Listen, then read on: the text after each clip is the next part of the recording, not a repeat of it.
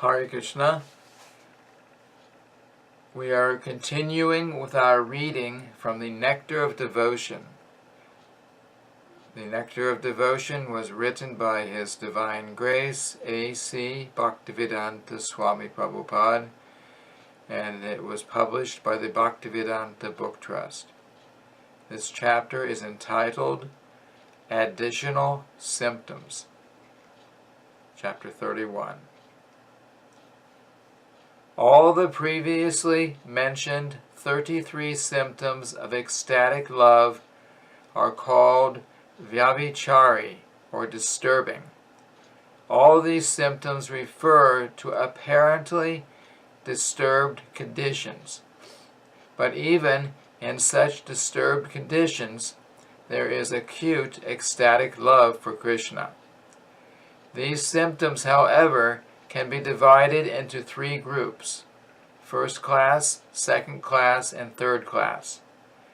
There are many disturbing symptoms in ecstatic love, such as envy, anxiety, pride, jealousy, conclusion, cowardliness, forgiveness, impatience, hankering, regret, doubtfulness, and impudence. These are included in the 33 conditions of ecstatic love. Srila Rupa Goswami has very nicely analyzed the different kinds of disturbing symptoms, and although it is very difficult to find the exact English equivalents for many Sanskrit words used here, his analysis will now be presented. When one becomes malicious upon seeing another's advancement of life, his state of mind is generally called envy.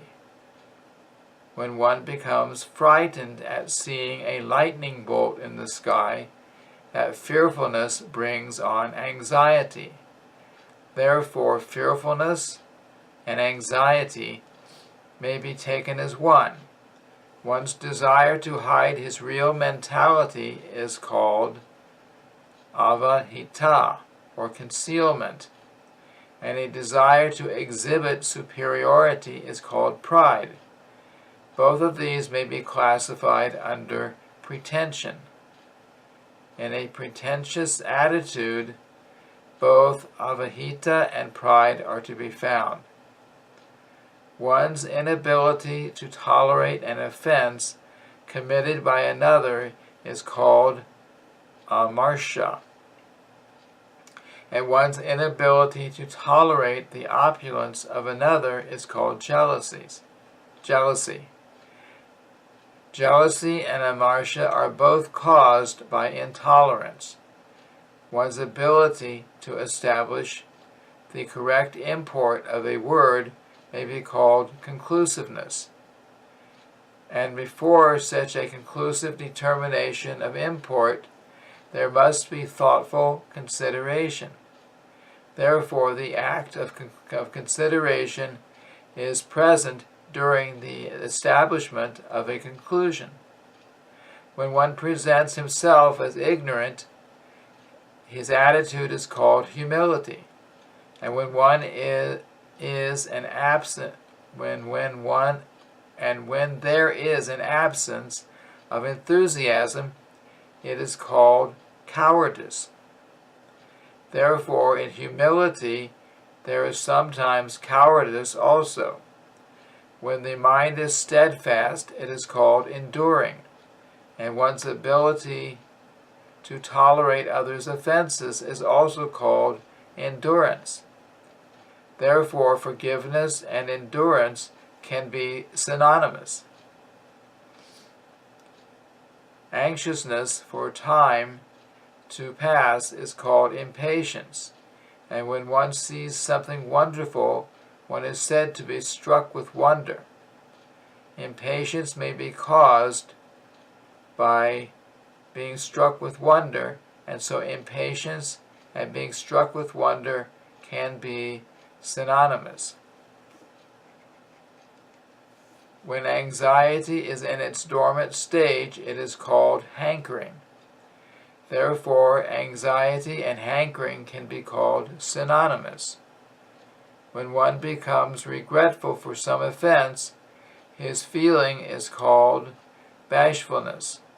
In this way, bashfulness and regret can be called synonymous. Doubtfulness is one of the aspects of argument.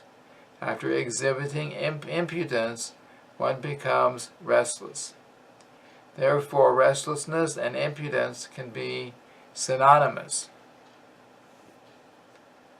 When all such symptoms are included in ecstatic love, they are called sanchari, or continuously existing ecstatic symptoms. All these symptoms are transcendental, and they are exhibited in different ways, acting and interacting under different conditions. They are like the reciprocation of love between the lover and beloved. When a person is envious or defamed, there may be a change in the color of the body. This may be classified as vibhava, or sub-ecstasy. Sometimes illusion, collapse, and strong anxiety are also considered to be vibhava. When there are many such symptoms, they can simply be grouped together under ecstatic love. Srila Rupa Goswami says that fright, sleep, fatigue, laziness, and the madness of intoxication are sometimes grouped under continuous symptoms of ecstatic love, and they are due to a strong attraction. False argument, determination, and steadiness, remembrance, joyfulness, ignorance, humility, and unconsciousness are also different symptoms of ecstatic love. Dependence is also grouped under ecstatic love, and this can be divided into superior dependence and inferior dependence. The direct differentiations between superior and inferior dependence are ascertained by Rupa Goswami and will be presented in due course. One devotee exclaimed, quote, "Oh, I cannot see the district of Mathura, even though by simply hearing the name of Mathura, the hairs on my body are standing up.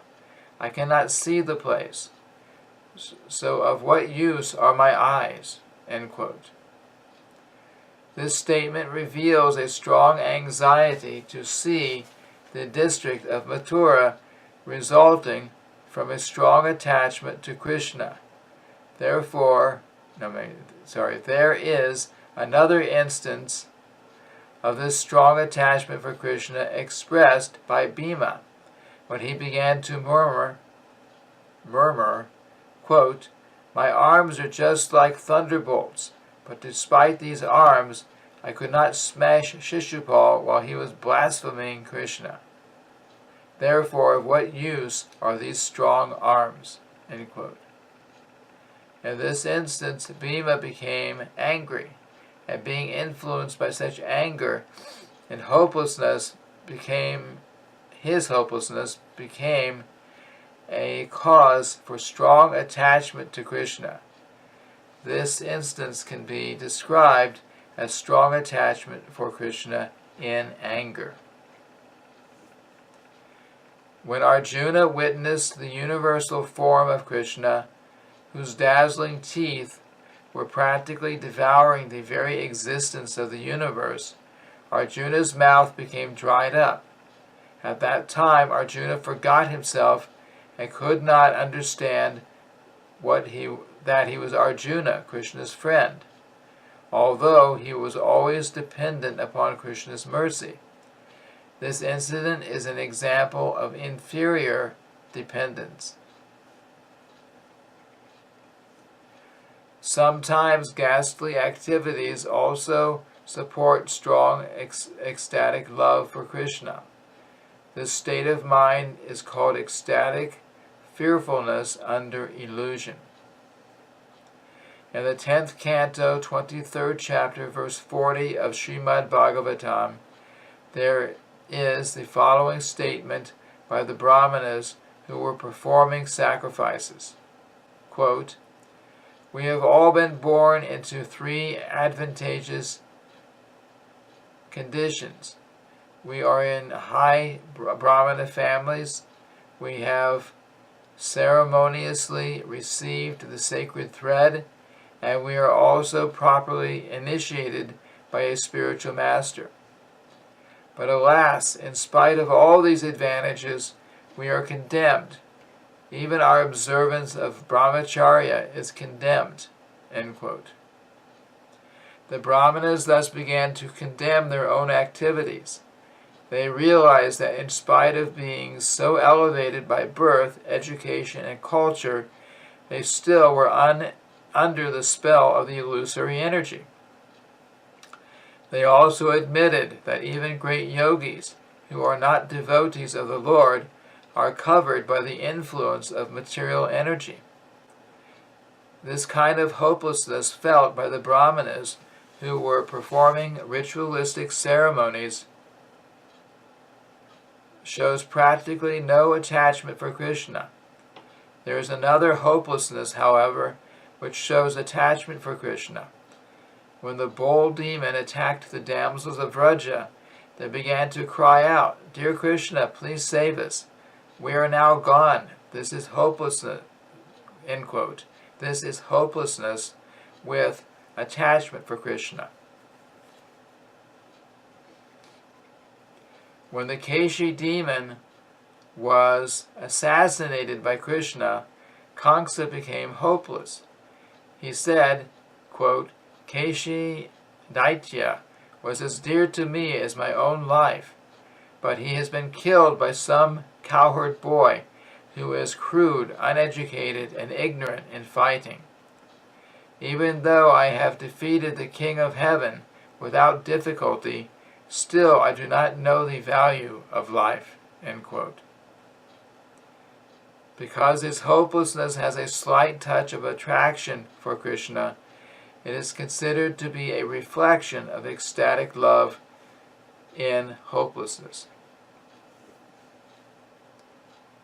Kamsa once rebuked Akrura by saying, quote, "You are such a fool that you are accepting a cowherd boy to be the Supreme Personality of Godhead, simply because he has defeated some harmless water snake. The boy may have lifted one pebble called Govardhan Hill, but what is more surprising than that is your statement that this boy is the personality of Godhead." End quote. This is an instance of maliciously opposing element caused by hopelessness and ecstatic love for Krishna. One devotee tried to console a Kadamba tree when the tree was lamenting because Krishna had not touched even its shadow. The devotee said, quote, "My dear Kadamba tree, do not be worried. Just after defeating the Kaliya snake in the Yamuna River, Krishna will come and satisfy your desire." End quote. This is an instance of inappropriate hopelessness and ecstatic love for Krishna. Garuda, the eagle, the carrier of Vishnu, once said, quote, "Who can be more pure than I? Where is there a second bird like me, so able and competent? Krishna may not like me. He may not wish to join my party, but still he has to take advantage of my wings." End quote. This is an instance of hopelessness in the neutral mood of ecstatic love. The symptoms of ecstatic love are sometimes grouped under four headings, namely, generation, conjunction, aggregation, and satisfaction. Krishna once told Radharani, quote, "My dear friend, when you tried to meet me alone in the morning, your friend Mekhala remained hungry with envy. Just look at her." End quote. When Krishna was joking with Radharani in this way, Radharani moved her beautiful eyebrows crossly.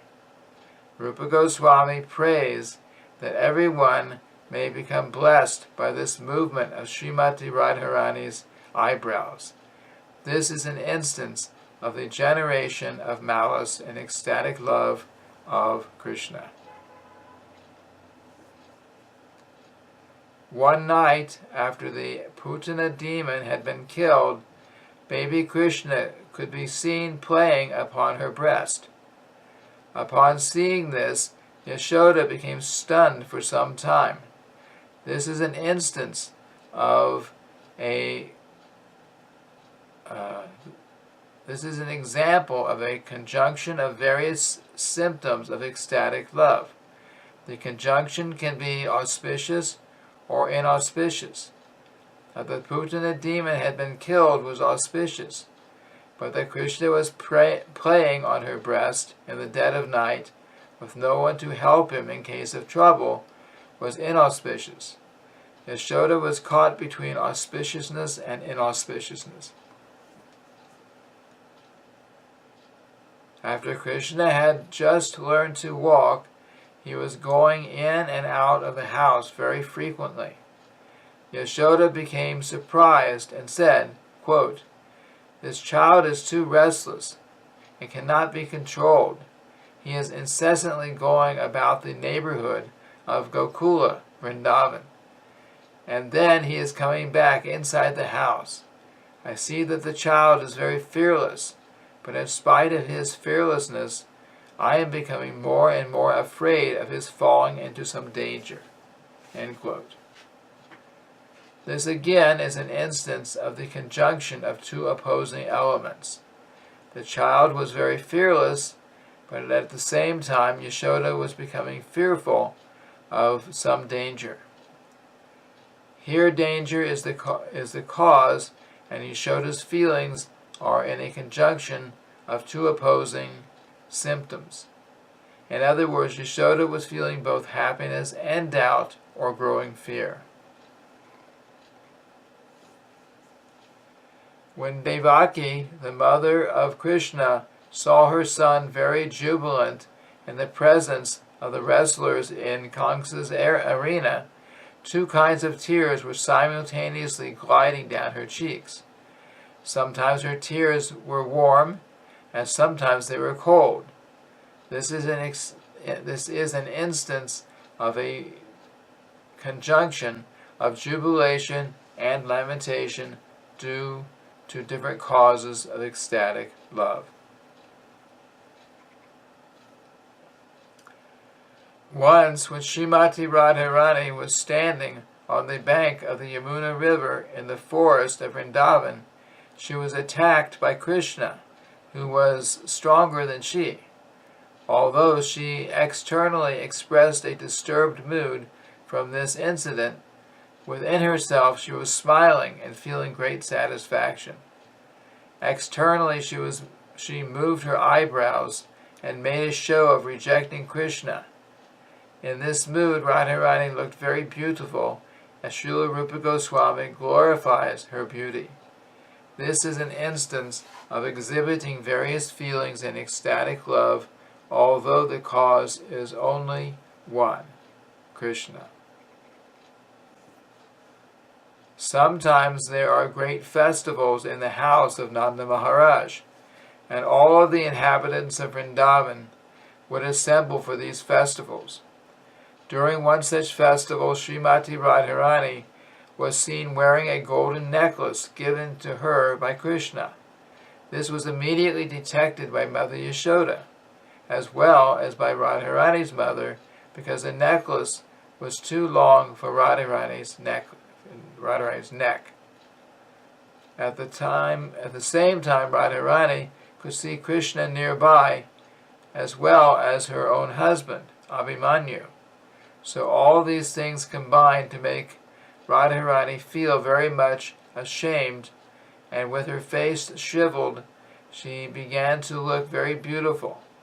In this case, there was a combination of bashfulness, anger, jubilation, and lamentation.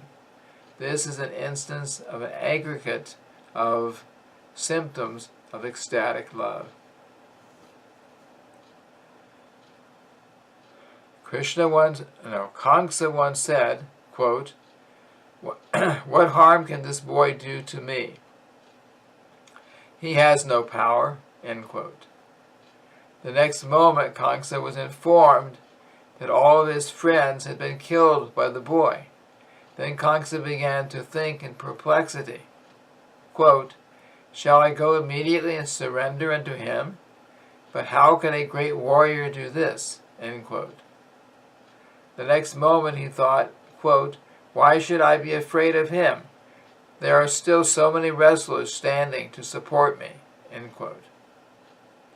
But the next moment he began to consider, quote, "The boy is certainly not common, because he has lifted Govardhan Hill with his left hand. So what can I do? What can I do in this connection? Let me go to Vrindavan and inflict pains on all the residents there. But still I cannot even go out, because my heart is trembling from fear of this boy." This condition of Kangsa's mind reveals an instance of pride, lamentation, humility, determination, remembrance, doubtfulness, anger, and fear. Actually, 8 different symptoms comprised the mental condition of Kangsa. This is another instance of an aggregate of symptoms in hopeless ecstatic love.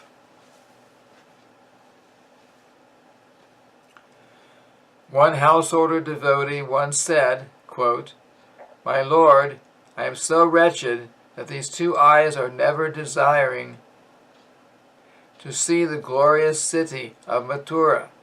Therefore my eyes are actually condemned. I am nicely educated, but my education has simply been used in government service. I have not considered formidable time, stronger than anything else, which creates and annihilates everything. To whom shall I leave all of my wealth and fortune? I am becoming older and older. What shall I do? Shall I execute devotional service from here at home? And this I cannot do, because my mind is being attracted by the transcendental land of Vrindavan." End quote.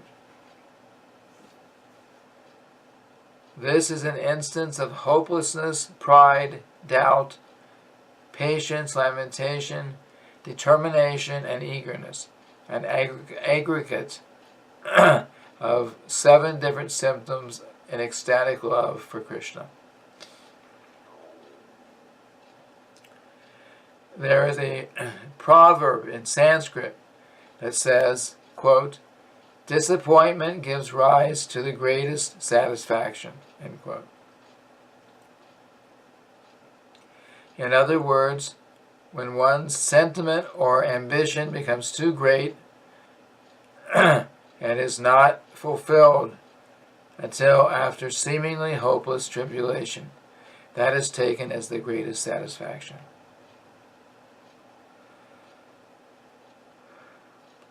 Once the coward boys in Vrindavan were vainly searching after Krishna for a long time, and for that reason their faces became blackened and their complexions became faded.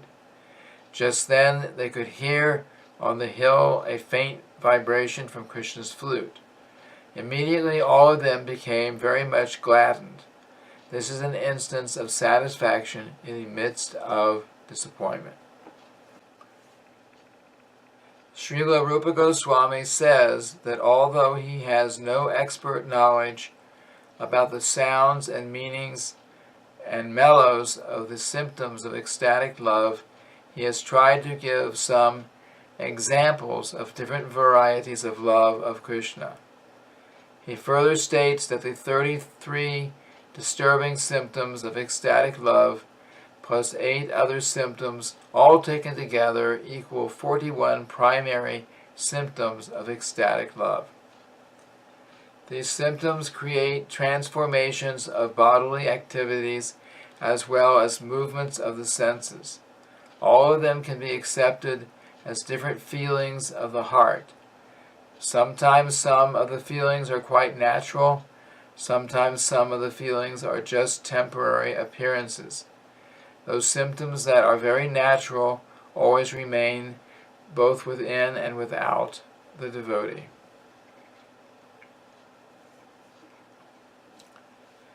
As one can detect the color of dye a cloth was soaked in by looking at the cloth, so simply by understanding the different signs of these symptomatic features, one can understand the actual position.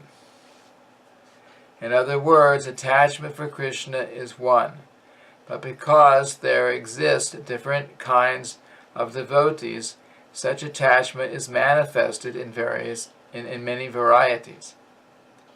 As clothing tinged red appears red, so the temporary appearance of certain types of feeling can be detected or observed by the specific ecstatic symptom. In fact, all the different humors and mellows of the devotees produce various specific feelings within the mind.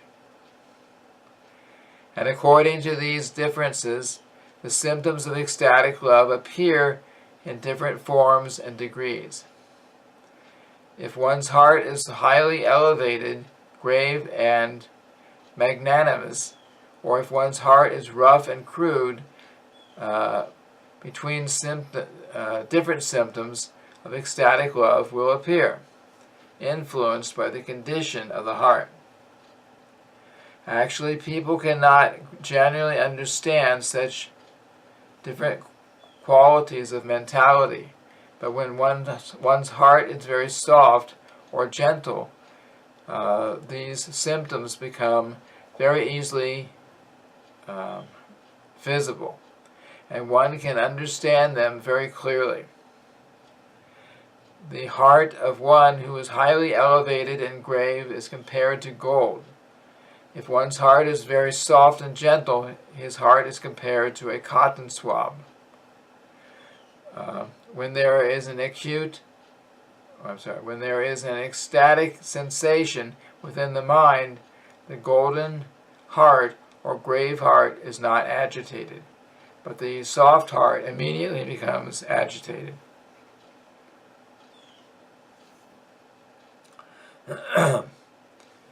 To offer another example, a grave, magnanimous heart is compared to a great city, and a soft heart to an insignificant cottage. There may be many lights or even great elephants in the big city, but no one will take particular notice of them. But when such lights or elephants are seen near a small cottage, everyone can distinctly point them out. A hard heart is compared to a lightning bolt, to gold and to shellac.